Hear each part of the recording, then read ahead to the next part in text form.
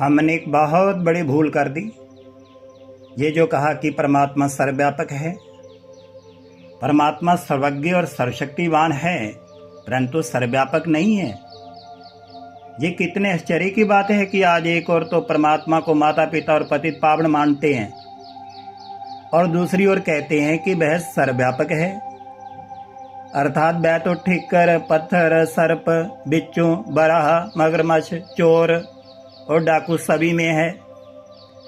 ओहो, अपने परम प्यारे, परम पावन, परम पिता के बारे में ये कहना कि वह कुत्ते में, बिल्ली में, सभी में है, ये कितने बड़ी भूल है,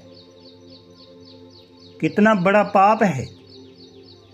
यो पिता हमें मुक्ति और जीवन मुक्ति की विरासत, जन्म सिद्ध अधिकार देता है और हमें पतित से पावन बनाकर स्वर्ग का राज्य देता है।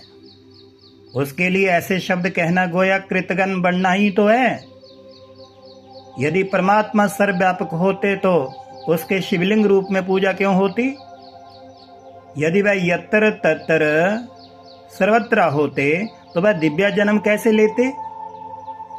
मनुष्य उनके अवतरण के लिए ऐसे क्यों पुकारते हैं कि शिवरात्रि का त्योहार क्यों मनाया जाता?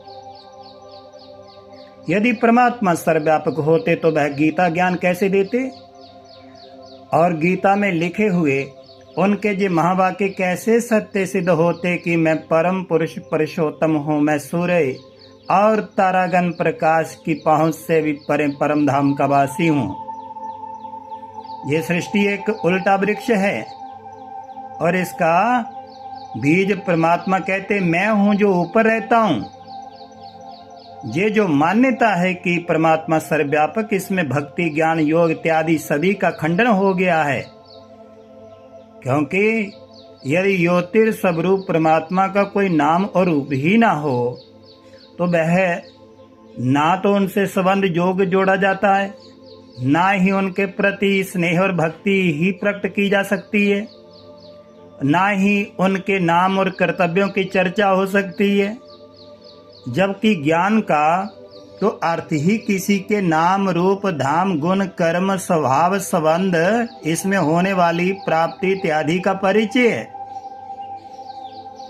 इसलिए परमात्मा को सर्वव्यापक मानने के कारण आज मनुष्य मन मनाभव तथा मामेकम शरण ब्रज की ईश्वर आज्ञा पर नहीं चल सकते। अर्थात बुद्धि में एक ज्योतिस्वरूप परम पिता परमात्मा शिव की याद धारण कर नहीं सकते। कैसे करें? और इससे स्नेह संबंध नहीं जोड़ सकते, बल्कि उनका मन भटकता रहता है।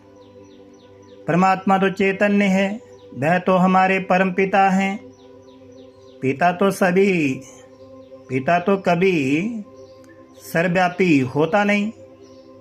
इसलिए परम पिता परमात्मा को सर्वव्यापी मानने से ही सभी नर नारी योग भ्रष्ट और पतित हो गए हैं और उस परमात्मा की पवित्रता, सुख, शांति रूपी विरासत से वंचित हो दुखी और आशंत हैं।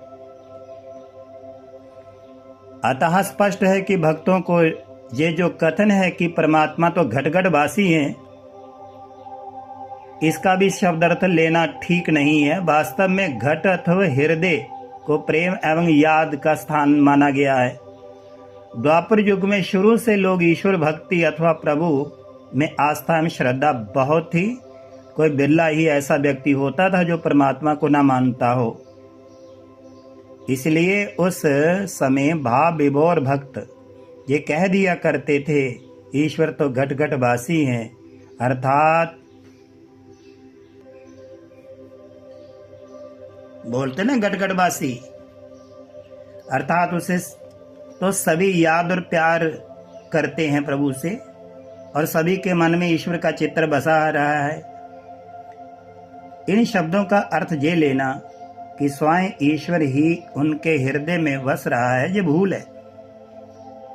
अभी कुत्ते में परमात्मा है, प्रांगण में आता तो कई बार कितने इंसल्ट डंडे मारते हैं। देखिए उल्लू एक पक्षी जिसकी वाणी नहीं सुनना चाहते, उसमें परमात्मा है। अभी कितनी ये सुअर कितना गंध खाता है, क्या उसमें परमात्मा है? अभी मगरमच्छ या अन्य प्रकार आप देखिए, हे प्रभु जी मेरे दुख हरो, ये चित्र में भी सामने दर्शाया है। परमात्मा हो तो परमात्मा के गुण होने चाहिए, व्यक्ति में विशेषताएं दिखनी चाहिए। जैसे दूध में चीनी डाली होती मधुरता आती है, लोहे को तपाते हैं तपत आती है, फ्रिज में कोई वस्तु रखो ठंडी हो जाती है, इत्र की शीशी में लकड़ी डुबो तो खुशबू आ जाती है। तो परमात्मा को सर्वव्यापक हमारे बुजुर्गों ने कुछ तथ्य से कहा था, एक दूसरे को ऐसे देखो जैसे कि परमात्मा है। हमारा दृष्टिकोण ऐसा होना चाहिए कि बस ये प्रभु स्वरूप है, डायरेक्टली परमात्मा ही थोड़े है। परमात्मा परे रहने वाला, जैसे पूर्व बोला, तो तेरे में परमात्मा, मुझ में परमात्मा, अपने में देखो सभी में बसता है। यही बातें तो पतन कर बैठी दुनिया का। अभी परमात्मा सभी बातें वेद शास्त्रों पुराणों का सार धरती पर सुना रहे हैं। थोड़ा मंथन करो एकांत में और पता पड़ेगा। बहुत ऐसे हैं, हाँ जी हाँ जी हाँ जी करते रहना। महान पुरुष जो ज्ञान प्रचार करते हैं वो भी बड़ा अच्छा मंथन करके बताते। मेरा अनुभव ये कहता है 100 में से 10 ही व्यक्ति स्पष्टीकरण को देते हैं, 90 तो वही राग अल्प रहे हैं। तो परमात्मा को सर्वव्यापक कहना गोया ऐसे कि एक दूसरे को मान भगवान की तरह, तो डायरेक्टली ऐसे थोड़े परमात्मा है। सब में परमात्मा है, मतलब हर जीव की हिंसा ऐसे ना करें, ऐसे सोचो ये परमात्मा की रचना है। तो परमात्मा सर्वज्ञाता सर्वशक्तिवान है, पर सर्वव्यापक नहीं है। वो वैसे ही सारे जगत को निहारता देखता है, इसलिए इसको स्पष्ट समझकर